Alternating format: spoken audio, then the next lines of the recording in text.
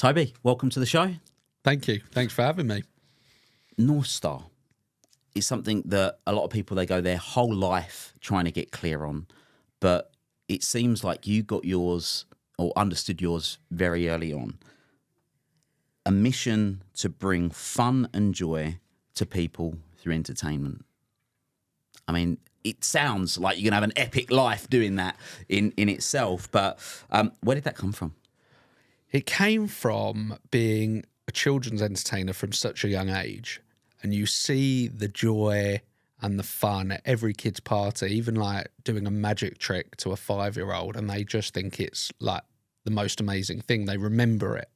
Then they have you for their 6th birthday, their 7th birthday, because that memory has stayed with them the whole way through.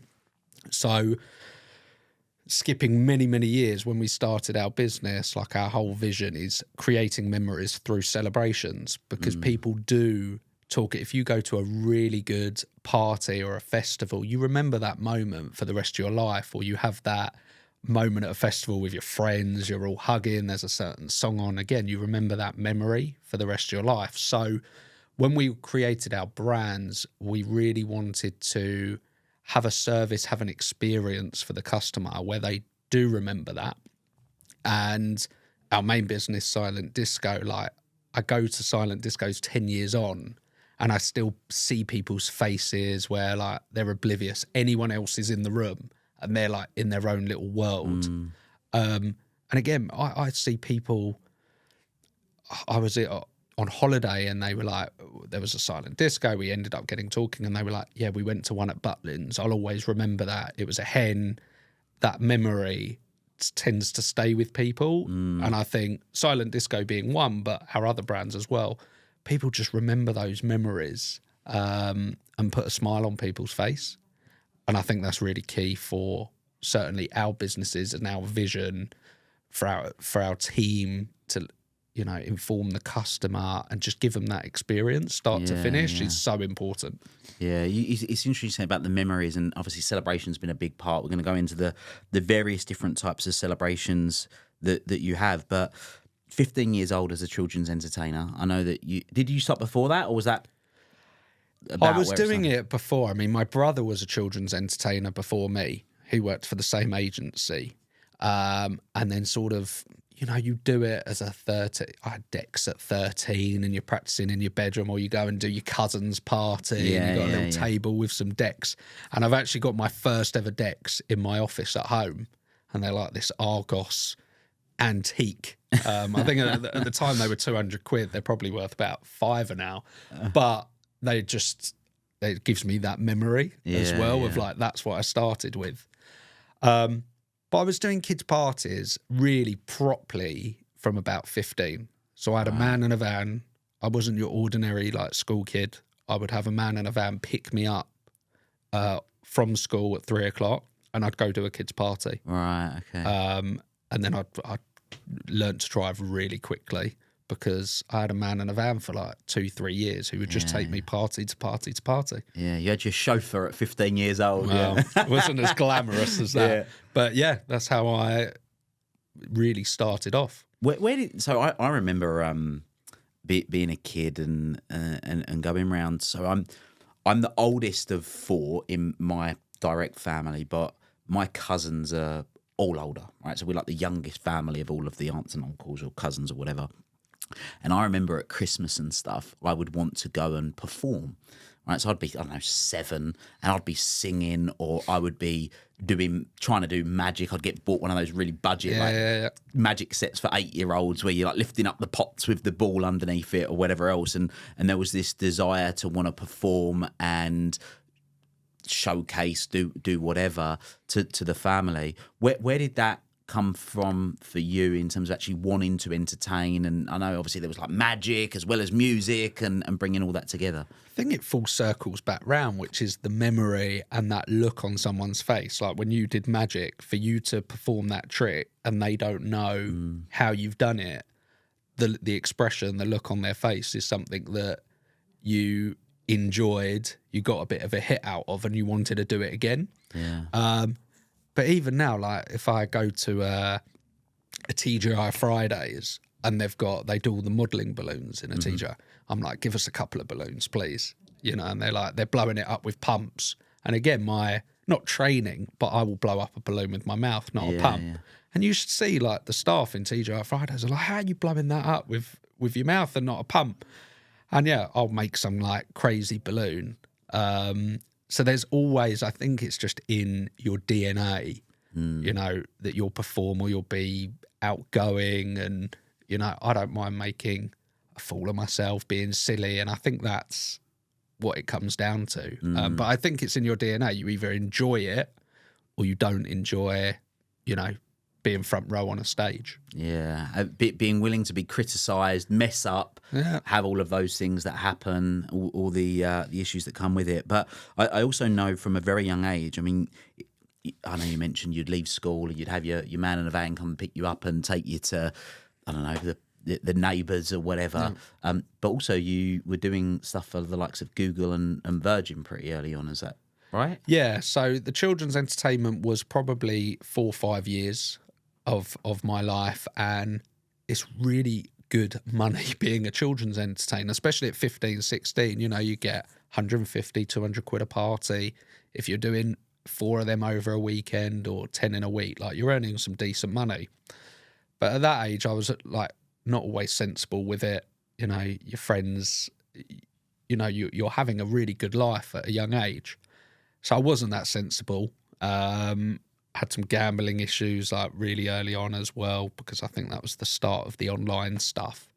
But really, I just invested it into DJ equipment, which was really my love. And I was doing, as I said, 10 parties a week. I'd do like 6 kids' parties and then I'd do some evening ones. But I all of a sudden found myself in a very specific market, which was like bar and bat mitzvahs, Jewish clientele, Arab clientele, and corporate. So rather than doing anything and everything like a pub DJ would, like 18th, 21st, 40th, I was really specific to what I was doing, which was where the big money was. Where, you know, especially in the Arab market, a 1-year-old's birthday, they'll spend 100 grand on that birthday. But it's all relative, as I say, to a lot of people. So I was doing bar bat mitzvahs and then high-end corporates. So Google was one of our clients, still is now, and I still DJ for them twice a year, sometimes 4 times a year for their summer and Christmas parties. And they have us now with Silent Disco. But I was DJing for them, a lot of Jewish clients, but it was all central, North London. I had a corporate client, I can't remember who it was for. They flew us over to Switzerland for a job. So that's where like my love was the DJing side, and that's where the really good money was, because I could do one party, which was the equivalent of doing 6 kids' parties during the week. And kids' parties or children's entertaining or even a DJ, I say it's the most sociable, unsociable job there is, because you're around people because you're at a party, but you're not socialising, you're working. And, you know, I'd miss friends' birthdays, weddings, family events, because if you're not working, it's key man driven. I'm out there, you know, having to work. So I did that for 4 or 5 years, and then the natural progression was to, I always say I retired from kids' parties. I'm like, I'm retired from that now. And it's so like, you have such fun stories. I was literally having some tyres changed in my car last week. And I was in this like random MOT, like car tyre place. Don't really go there often. And a guy came up to me and he was like, "You're the balloon man, aren't you?" And I went, like 15 years ago, yeah, I was the balloon. He went, "Yeah, you did my daughter's party. She's now at university." And I was like, what? Like, makes you feel old. I feel so old. And I was like, how do you even like recognise me? Because I don't think I look the same as then. But again, that memory has stuck with him, that he knew I did all the balloons at the kid's birthday. So I still get recognised from that. But yeah, ended up DJing, had some great clients. I think the real transition in terms of stopping to DJ, and I still DJ now, but much more selective. I might do 1 a month at most, maybe 2 a month if it's a really busy season or our other DJs are busy.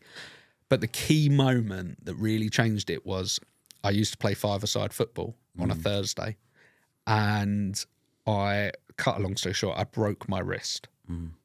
Fell over, broke my wrist, and I went to the hospital, which was subsequently like 5 minutes away, and they said, we need to put you in a cast. And I went, no, I've got 4 parties to do this weekend, and I've got a DJ on Sunday as well. So I was like, I will come back on Monday, put me in a brace. I will come back on Monday and you can put me in a cast. But I can't DJ with a cast on, like, you know. And they did do that, and I did go back on Monday. But it was at that moment I realised, like, if I'm injured, if I can't drive, if I can't perform, I'm not going to earn money.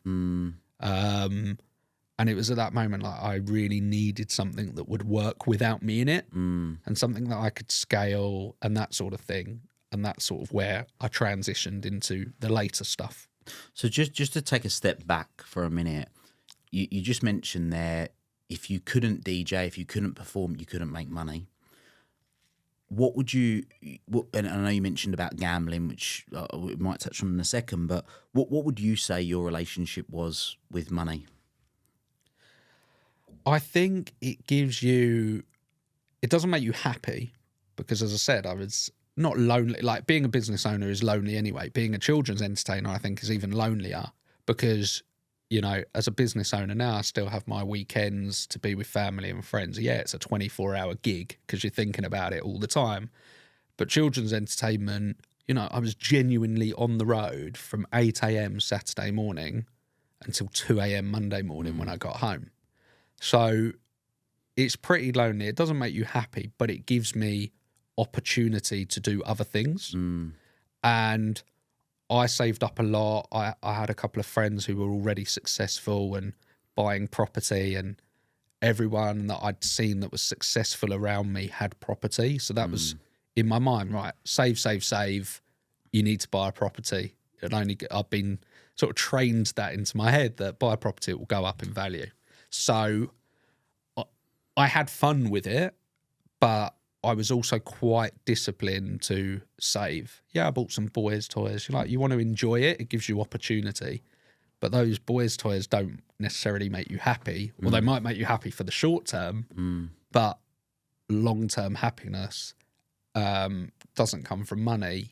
You learn now it comes from other things. And, you know, we talked about memories before, and now with a family, I can make memories going to Dubai on an amazing holiday, or I can make equal memories hiring an Airbnb up in Suffolk for the weekend. And you make your memories in different ways. And also you make your memories by being there at the end of the day to play with your kids at school, be there to be able to go and watch the Christmas play or whatever it is that's going on, rather than just working all of the time.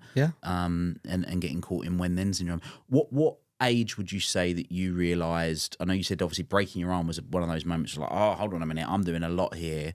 But at what age would you say that you realised that money wasn't like the main thing you were doing it for? And then when, because I could be wrong, but I don't imagine at 15 years old you're going, yeah, I love making memories for everybody and I want to help people create memories through celebration and bring joy and fun to people through entertainment. So when did that moment, which I would refer to as your North Star, what was the moment that you clocked that was really what it was about for you, that was driving things? I think it was the moment where I couldn't work, because I thought, right, I can't work now. What else am I going to do?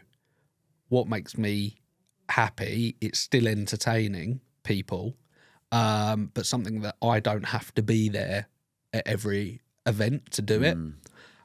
So I think that was really that light bulb moment to go, hold on a minute, you need to reevaluate this, because it's all you. It's key man driven. What you're going to do this when you're 40? And I know a children's entertainer, he's 55, 56. He's still going now, but he loves it. I didn't love the children's entertainment at that age, as you said, because it was great money. You know, would I rather be out at a cousin's wedding? Probably. but I had to go earn money. And if I don't go and do that, I'm not going to go and get the next 5 jobs because at every job you expect to get 3 or 5 more from that event. That was really the light bulb moment as to I've got to do something else. What was the thing you wanted to be? Because I know you said you surrounded yourself with other people. You mentioned that these successful people, they were investing into property, and sort of you were modelling, essentially. As NLP, we would call it modelling. You were seeing what they were doing and looking to do the same. But what did you want to be or do As a kid? What I suppose as a kid, but even through your teens, like whilst you're working, what was the goal of what was it you were aspiring to be? Honestly, and it's quite wild, I always wanted to be at school growing up a pilot because I loved flying. I still love flying. And do you fly? I don't. Right. I should. Yeah. Well, we'll go flying one time. time. Yeah. We'll... A friend of mine got his pilot license, and he just says he loves it. I know this sounds funny, but I don't trust myself totally. I have some great boys' toys, but I'm a little bit reckless. So flying a plane is a little bit different, but I love flying wherever it, put me on a 23-hour flight for happy days. But I always wanted to be a pilot. But at that time, if you wanted to be a pilot, it was 6 years at uni. 6 years minimum at uni. I was already doing children's parties, and I looked at that and go, do I go to uni, not waste 6 years of your life, but 6 years of stagnation to a degree, or I'm already earning really good money, do I carry on and make something of this?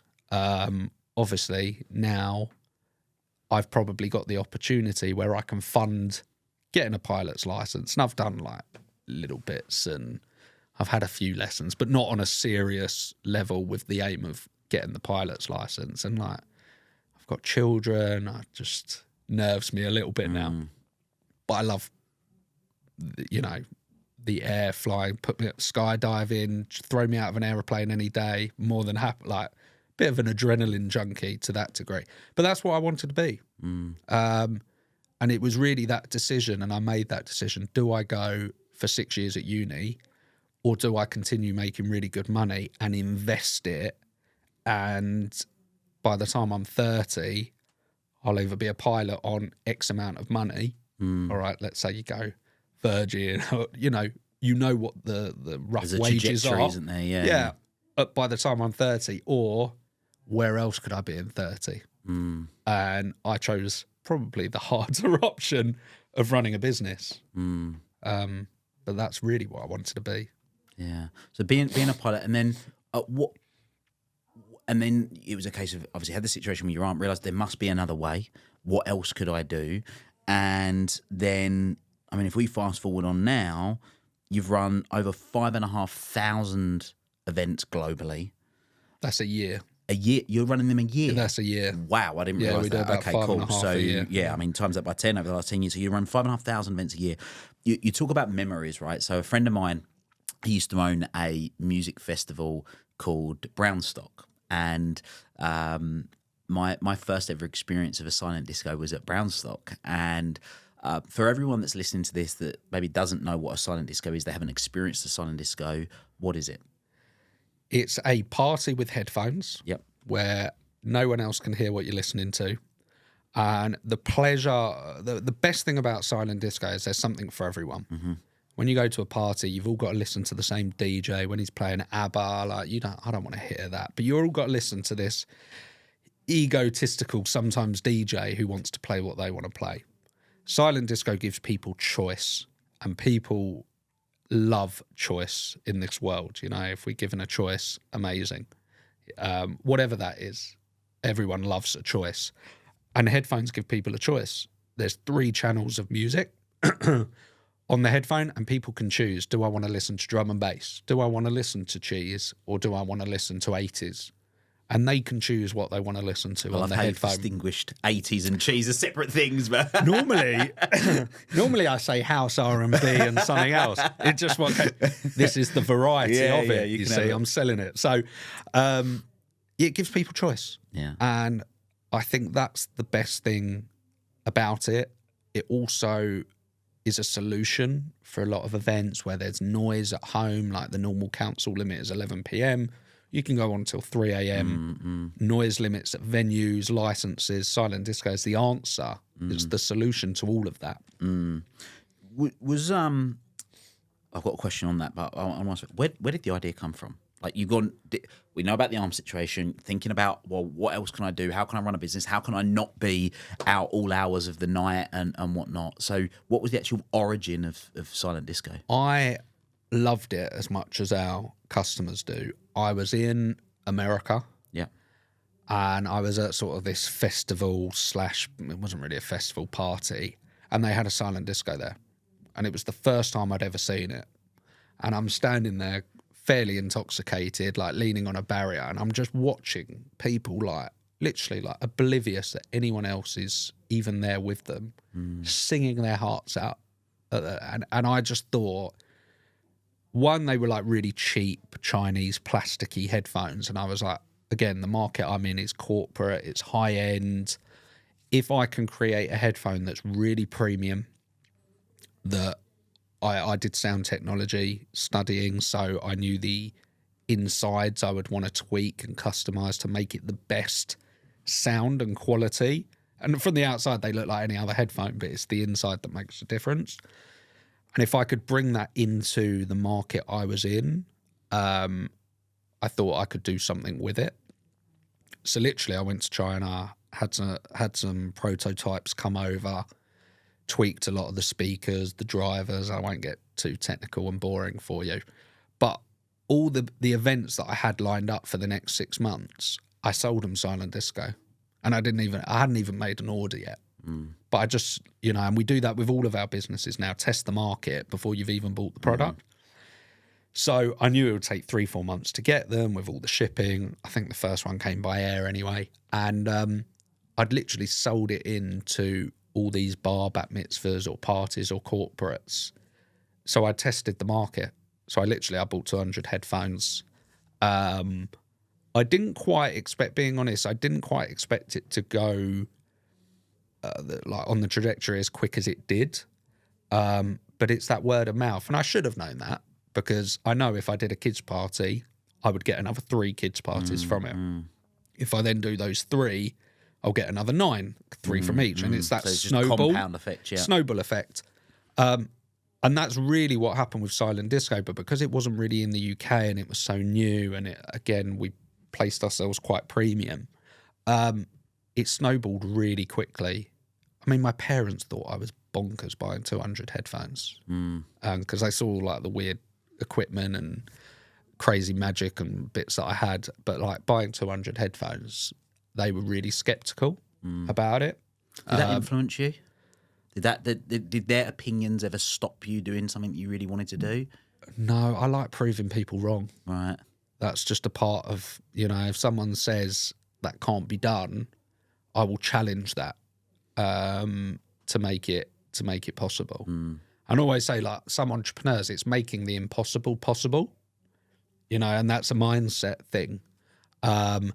So one, I wanted to prove them wrong. Like, if you skip back, like previous years, I was bullied like really badly in school.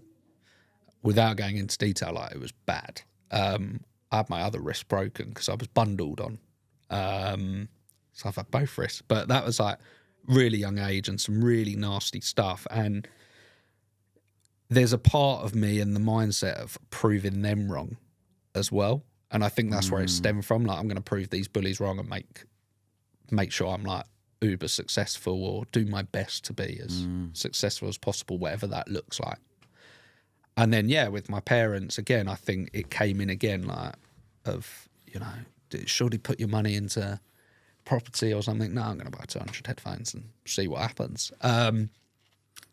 So it's the proving people wrong. And I like doing that today. If like someone says like, that can't be done, whatever it might be in the business, I'm like, right, let's hire a developer, let's get it done and get it and quick. I like everything now, which is just impatience. A trait of most entrepreneurs, right? I want everything yesterday. But I think you're right, because if you think of the logic and you look at what most people have done as entrepreneurs, it is not a logical decision to do the things. I know famously Steve Jobs, they used to speak about him saying he had a reality distortion field.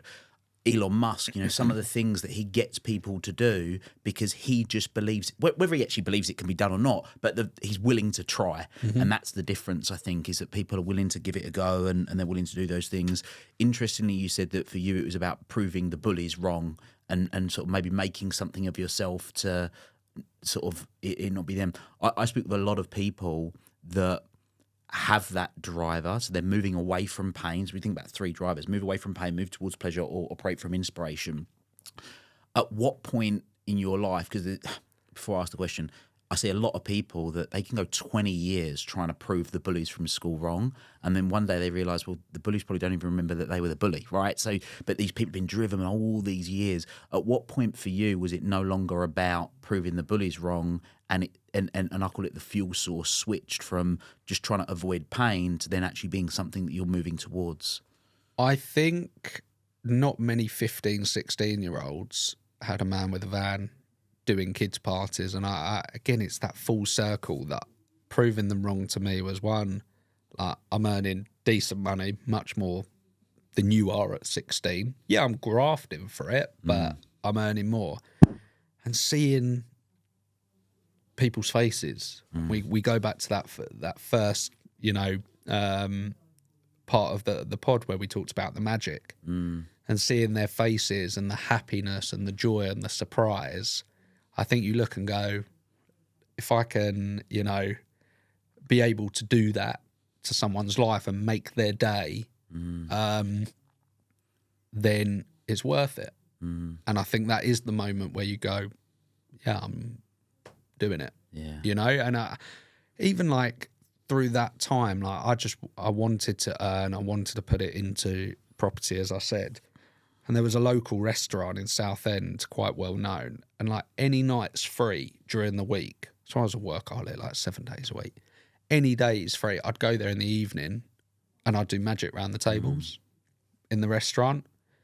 They'd give me like 20 quid an hour. I'd earn 40 quid, but you get some tips. And again, you're not earning like crazy money, but 15, 16, just going to a restaurant, doing magic, doing balloons around the tables. They're going to come back to that restaurant because they remember what happened that night. So I think, there's a few moments, but I think, really when you're doing a kid's party, and I see it now like with my daughter, and you see their face when I do something like stupid with your hands or like that trick, it's just that expression, that face. And she'll remember that in a few months. She'll go, do the magic trick again. Yeah. What one? Yeah. No, I'm an amateur, very, very amateur magician.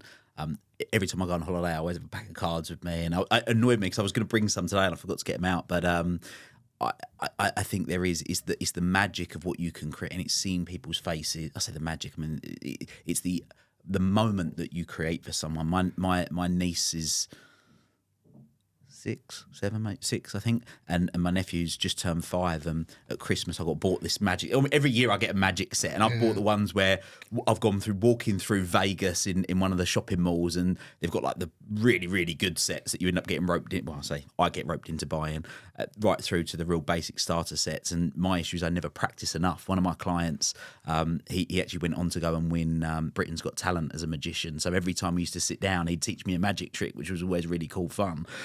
So I completely get it, and I'm so pleased for you that you haven't allowed yourself to be ruled by those bullies, because a lot of people do. For 20 plus years they'll let that be the driver, only to one day realise that why the hell have I just done all this for those years? Yeah, so. I mean, look, maybe it's a showing off thing. Maybe there's insecurities, and it's a way to deal with that by like the showing off with the magic tricks and that sort of thing. I don't know, but I still get the kick out of seeing that person's face. And, even now, like, I'm very amateur, like you. I just do it for fun. I was never in the magic circle or took it seriously. I had lots of friends that were, and like, were really serious. Don't tell someone how to do that trick. But I like all like the funky stuff now that uses technology, that, you make cards appear on your phone, do stuff with the calculator, like really like funky stuff.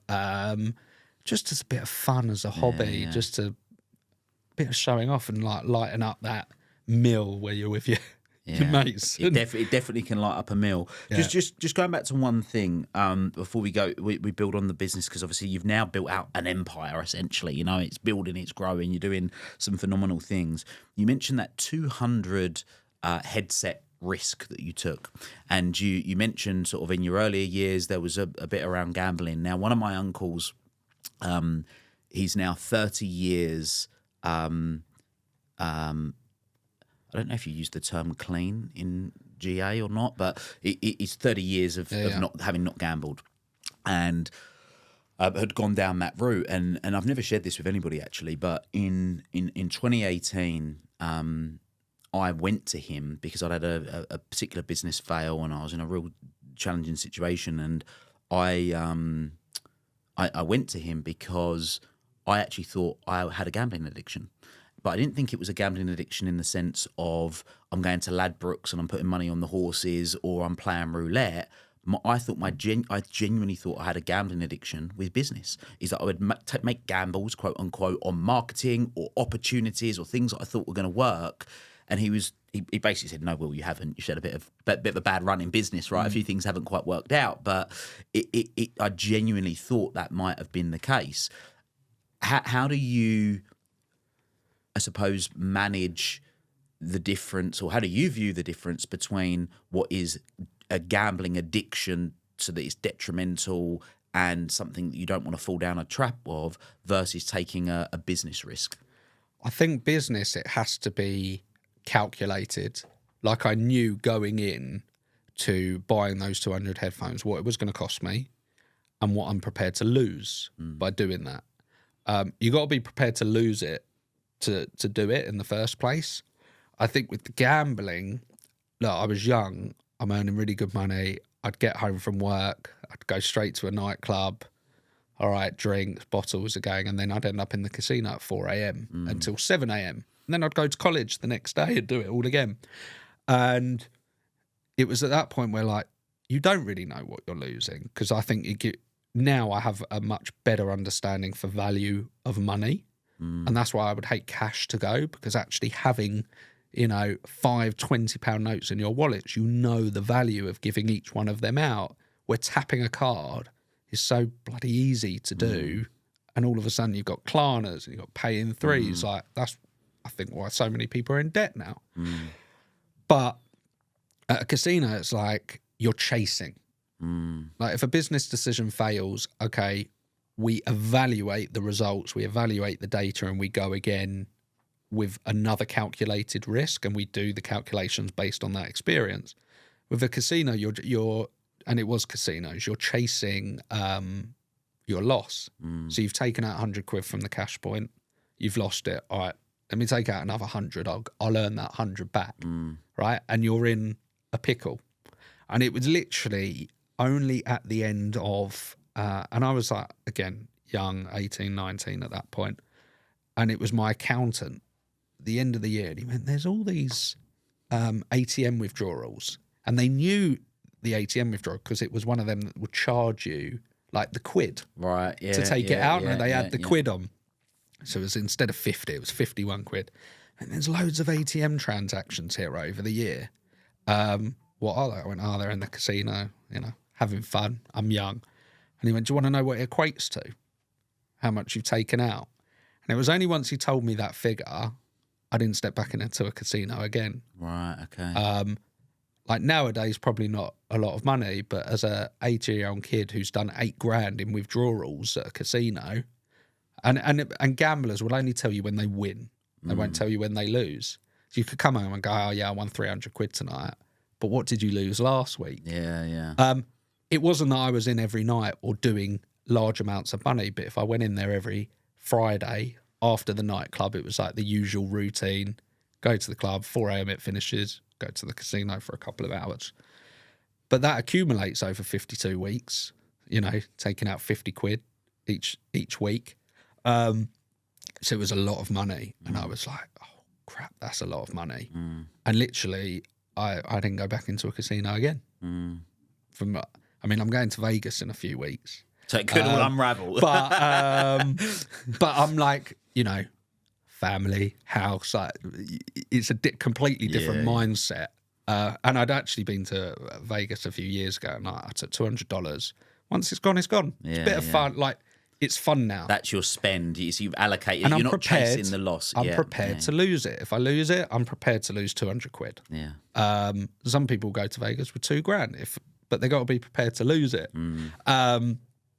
So I was like, that was the moment where I was like, yeah, you can't be going to a casino anymore each week. But you don't realise because they were small amounts, and but that was the moment where I was like, yeah, I've probably got a problem here of like, I need to stop going on a weekly basis. But literally it was at that moment, honestly, that I didn't go into a casino probably for 3 years, 4 years. Because I think also entrepreneurs have an addictive personality. Yeah, I would agree with that. They're addicted to business. They're addicted to making money to a degree, because again, it gives opportunities, whether that be hiring new staff, giving your team opportunities, investing in new businesses, whatever it might be. I don't think it makes you happy, but money does give opportunity. And it was at that moment where I was like, okay, I've got to spend this on something else, and the value of money as well. Like, it was like a growing up moment of like, there is real value to this. It's not just fun. You can be doing something with it as well. And then from then, I think Silent Disco was born like a year later anyway. But I was like, all right, I've got to let's just save up for another property or something like that. So coming back to business then, so nowadays, obviously Silent Disco is what you built and you grew, and you've done some, I mean, you've done stuff with Glastonbury and some incredible Glastonbury, the BBC, Google we've touched on. But now that's expanded out. So karaoke hire, screen hire, which I know has been everything from corporate events to big outdoor cinemas. There's just a whole group that you're building, but all with that same North Star mission woven in between it of creating memories through celebration and creating fun and joy, or bringing people fun and joy through entertainment. What have been some key insights in growing out a group in the way that you have? In terms of challenge? Challenge, yeah, I suppose, because a lot of the people listening to this, they're going to be in business, right? And as you've just mentioned, the thing that I find pretty much every business owner, entrepreneur that I've certainly ever worked with has got an innate drive to want to progress, right? To build upon what they've already got. And that's what the bit that I find fascinating at a psychological level as to the drivers behind it. But once those things are aligned, then why not make things bigger and better for the quote unquote right reasons, as long as it's aligned to what it is that you really want. But combination of challenges, but also when you saw opportunities and decided to pursue them. I think the whole model of our business is also like dry hire, where we can put stuff in a box, not so much the screen hire, but all the other brands, we can put it in a box and ship it out, which will allow us to scale. Yeah. If we have to put boots on ground at every party, and come the summer, we can often do 200, 250 parties in a week. I can't put boots on the ground at all of them. So we needed businesses and models that really scale in terms of a dry hire, where we can ship it to the customer, they do it, we get it shipped back, and that's allowed us to scale to where we are. But they've sort of developed over the years, like the screen hire early on was more like home cinema. So we wanted to, I love having like a cinema in the garden, like great. If it's a heart, put the fire on, some marshmallows, and like having a projector on a wall. But we really wanted to, again, bring that to the masses. So we worked with one of our guys in the office. I was like, look, this is what I want to create. I want it to go in a box, but we're going to have to make something work to fit in a box so we can ship it out, because it's got to be under 20 kilos and all of that. So we did loads of samples, and in the end we did like the inflatable. We literally just plug it in, it inflates, you've got a projector, do a home cinema. And then there were opportunities of like the drive-in cinema. Okay, let's just make that screen bigger. you know, and I mean like blow it up 20 times. And then we started doing like the drive-in cinemas and stuff. And I think that business really saved us in COVID.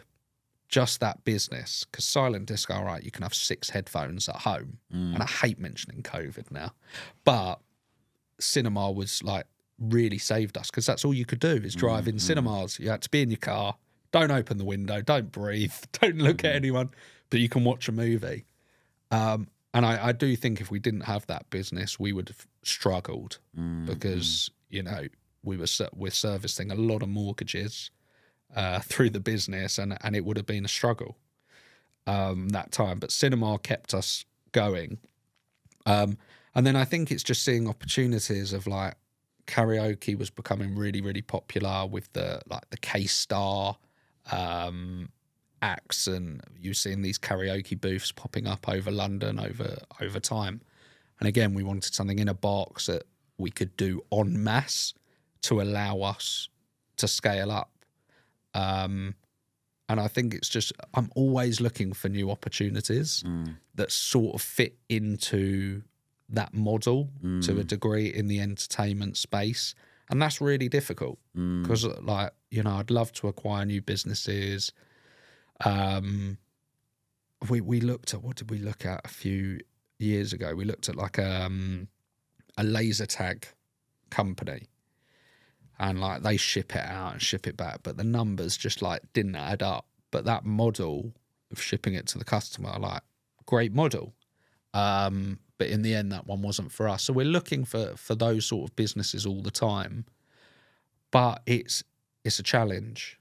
And the team come up with really good ideas. I think the best ideas come from the team. But it's a lonely place, like being an entrepreneur or even just a business owner. Like, you know, maybe we'll touch on this, but like surrounding yourself with other business owners who have been there, got the metaphorical T-shirt, you can ask them a question so you don't make the same mistake. But like, we're so well connected now, we've got that a lot more than we used to.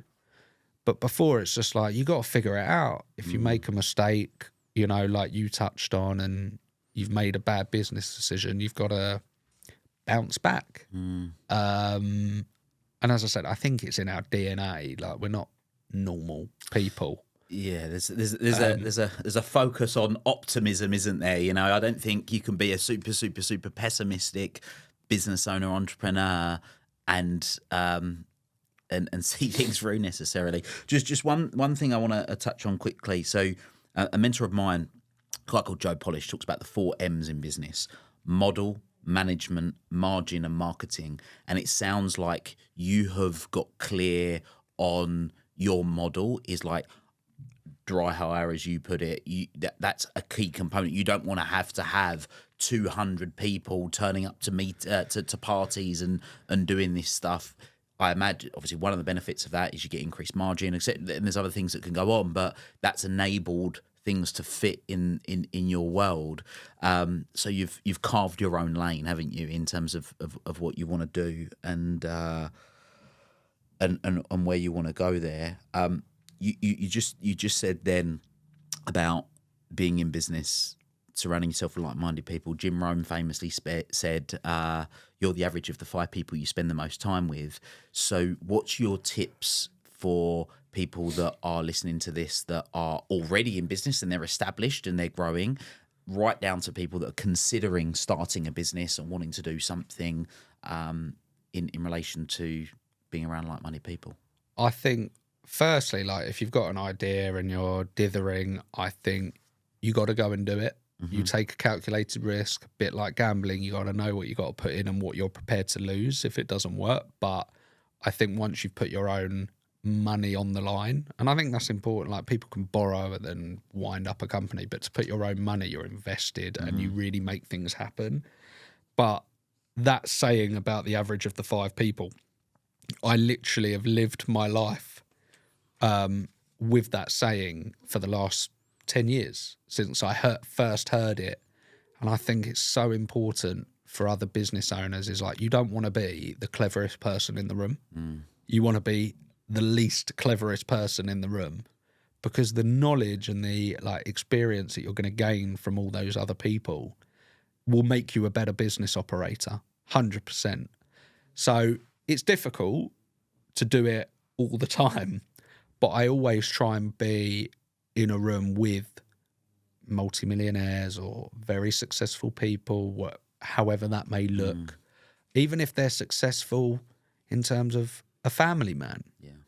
You know, and then how can I be a better family man? Or, you know, I've got quite a lot of friends that are Freemasons and, you know, their belief is charity and helping a brother out. And hearing their way of life of like charity. And if, you know, a friend does look a bit down, giving them the time. So that average of the 5 people could be business or, as I said, a family man who's successful. They've got you know, they've set themselves up, you know, and they seem, you never know what's behind the scenes, but they seem to have a happy life. You know, I try and surround myself with like-minded people that want to be a better person, have a better mindset, be more successful, especially entrepreneurs as well. And I think that's a key bit of advice is, as per that saying, is to surround yourself with more successful people because you'll become the average of those 5. And I also think ask people. Like, people are like, whether it's ego, like if you see a successful business owner, like ask them, I'm having this challenge, like would you, and you'd be surprised how many entrepreneurs want to help other entrepreneurs. Like even competitors, like some of our competitors won't speak to me. Like I'll always keep the door open because if you want to sell, I'm interested, right? So I want to keep that door open.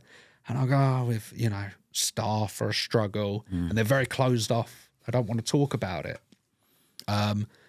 Where I think like if business owners speak to each other about things, it's so powerful. Yeah. And nowadays, like with TikTok, like, or I mean, I'm not a fan of TikTok, but I see stuff on TikTok where like a guy will go up to, or he'll be filming someone driving a Ferrari and he goes, oh, what do you do? You know, and he'll start asking questions. How did you make your first £10? And like, it's so interesting. Like ask the question, like you can do that now.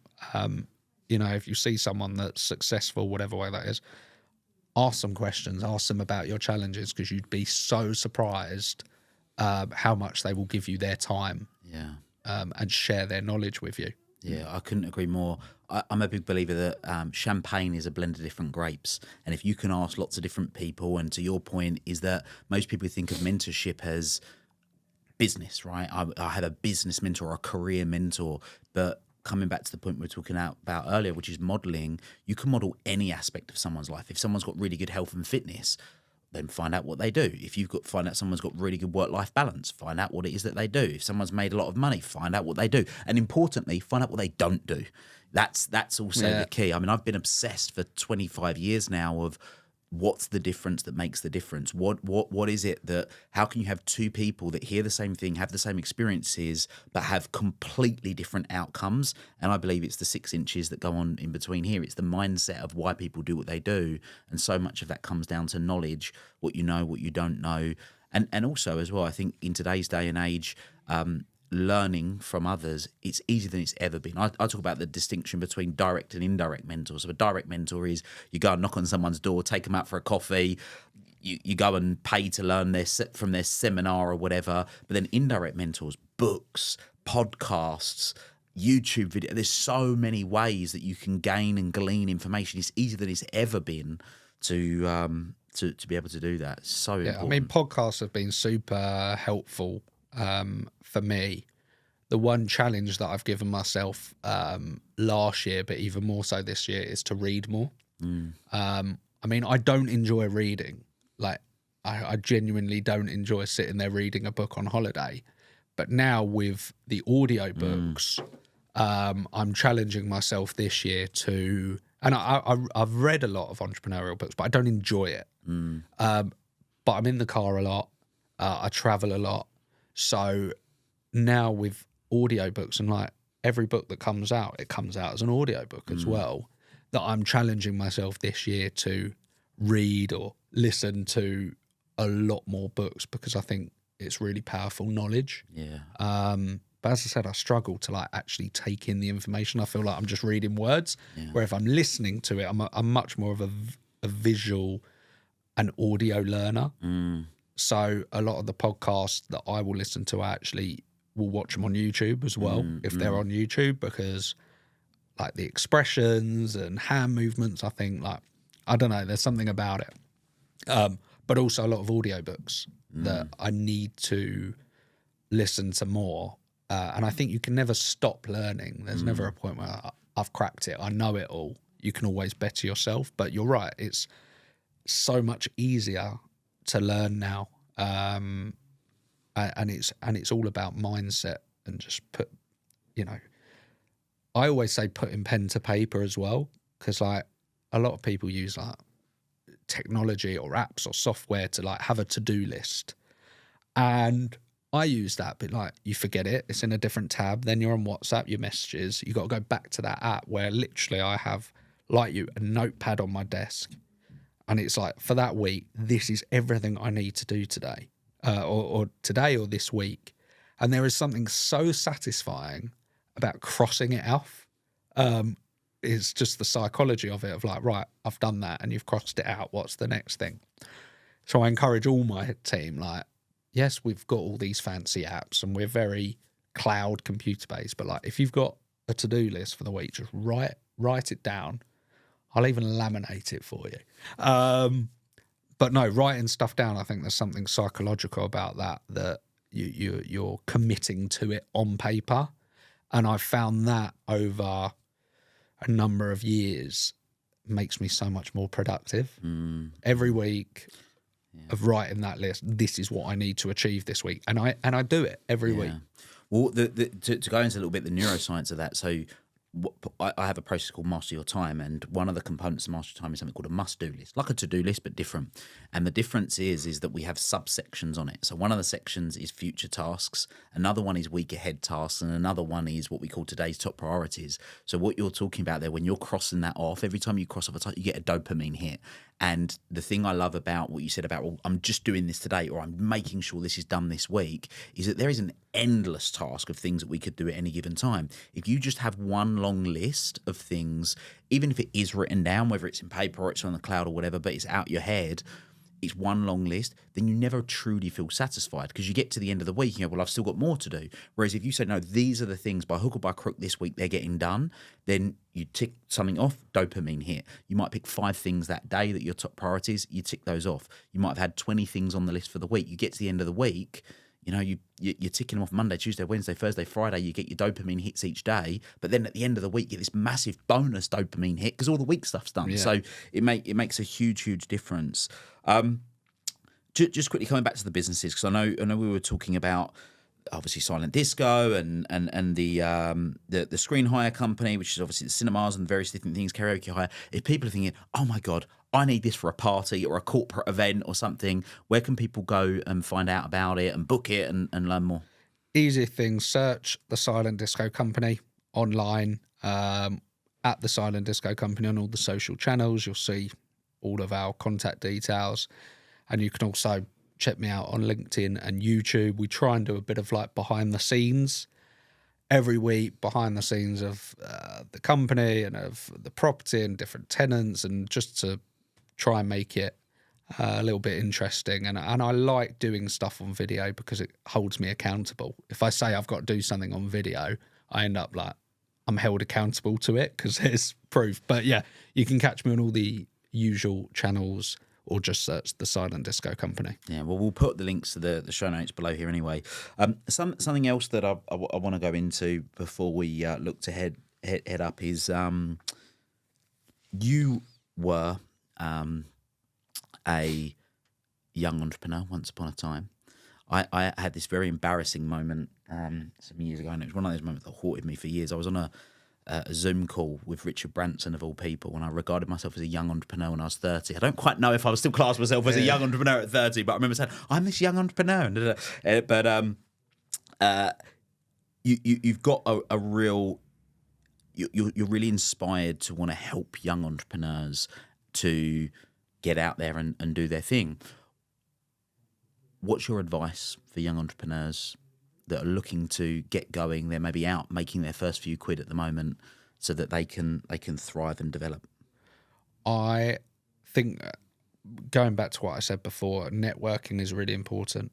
Surrounding yourself with the right people. You know, okay, you're making a few quid. Don't be the most successful person in the room, showing up, you know, whatever. Just stay humble. Don't go to the casino. Don't go to the casino. That's one. You know, stay humble. Surround yourself with the right people, and ask. You know, you got to ask. And if you fail, the most successful people are the ones that have failed. You know, because you build that resilience, and resilience is such a key word that I use.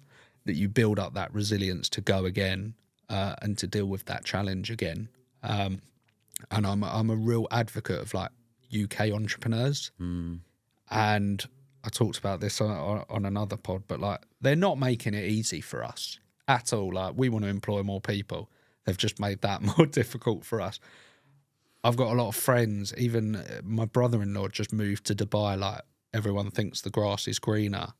And I'm just such an advocate that I really do think that the UK is an amazing place for UK business and for young entrepreneurs. So I say, like, stick at it and surround yourself with the right people and ask the right people the right questions. How do you define who the right person is and what the right questions are? There's never a right or wrong question, in my opinion. As silly as it might be, I say to my team, like, as silly as you think the question might, just ask it, because it will evolve into something else. The right people, I would say, as a successful person, whatever form that is and whatever question you're looking to answer. I would definitely speak to entrepreneurs if it's a business question, and I would ask people in your space, because I think there's this thing where business owners and entrepreneurs will ask their accountant for advice on a business decision. And while that may be good in a financial sense of them saying, okay, if you do this, it will affect this financially, they're not entrepreneurs, they're accountants. I'm very lucky that my accountant is also an entrepreneur. He owns a big property portfolio, is involved in some really cool other businesses, but he has a big accountancy firm. But most accountants don't have that. They're not pen pushers, but that's their job. So when you are asking for advice, I say, like, speak to people in your space. I want to speak to people in entertainment, leisure, hospitality, and I've got a good friend, James, who I'll go to and ask him, because he's in that space. I try and say, speak to other competitors. Like, you know, I'm thinking of doing this. You're up in Scotland. I'm down in London. We're not going to affect, you know, let's share some knowledge. And I do that a lot with American CEOs of silent disco companies, because we're so far away, but they've contacted me on LinkedIn and they want to know how we, like, manage charging 20,000 headphones, because it's, you know, and we share this information, like, very openly. So I think speak to competitors as well. You got to be, like, sensible with it, but I say there's business for everyone, or at least someone that's in your space. Yeah, I think that's wise advice. And yeah, I just can't stress. I was very fortunate to have some very inspirational people in the family that I could look to, that became that person that I would look up to at a young age. And I remember I decided I wanted to own a clothes shop, design a clothes shop. So I went and worked for a designer clothes shop, literally round the corner from here, and wanted to learn and absorb everything, and getting out there and actually asking. I think you said it beautifully, which is just ask. Most people just don't ask because they let all of the reasons why they think that they shouldn't. They're going to say no. They're going to think I'm an idiot. They're not going to want to help me. Blah blah blah blah blah. But that's certainly not been my experience. Is that the more that you ask, yeah, all right, you can maybe get a few no's, but that's it. Well, look, I mean, from my perspective, this has been a fascinating conversation, Toby.